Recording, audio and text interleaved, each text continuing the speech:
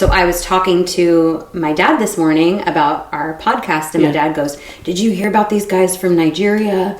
And I was like, "Huh?" I was like, "What, Jordan DeMay?" And he's like, "Yeah." And I was like, "I just talked about him yesterday and his story." So Jordan DeMay was a sextortion victim. So he was on, he's 17 years old, just in March of last year.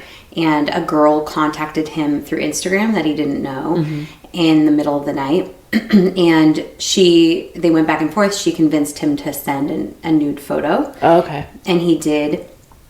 And the girl ended up being a few men, I think 3 men from Nigeria. That's right. Yeah, I remember you.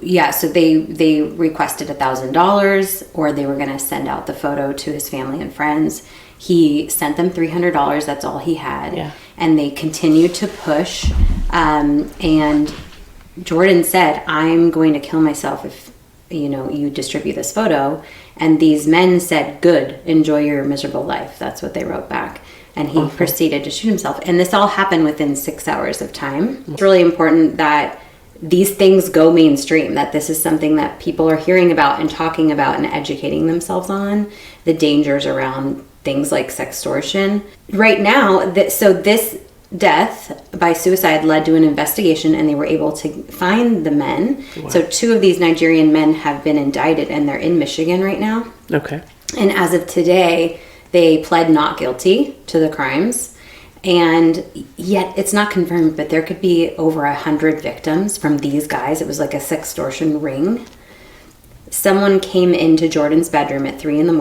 and murdered him through Instagram when we were all sleeping. And we had zero chance to stop it. Wow, that is so powerful. Mm-hmm. Child exploitation has, through online means like sextortion, is up 82% just year over year.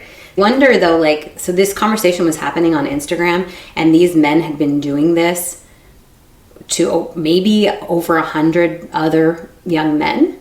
How is Instagram not flagging these conversations? They're talking about sexual photos. They're sending sexual photos. Are kids allowed to do that through Instagram? Like send nude photos? Yes, I guess so.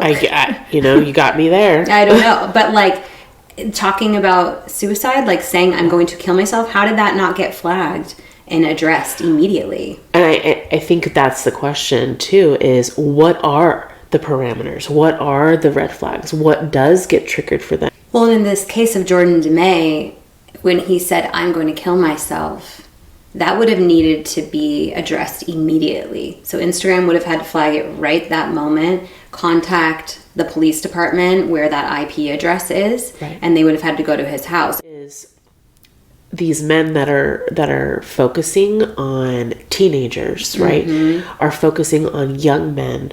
Yeah. Young men are vulnerable. I mean, they're figuring out their identity. They're figuring out their sexual identity. Yeah. So it's a very vulnerable stage, and they're exploiting that. So, yeah, they're really exploiting and taking advantage of these young men, and I hope they go to jail. So, I want to watch the trial and really, give attention to this type of stuff because it's super important. And, any of our kids could have been Jordan.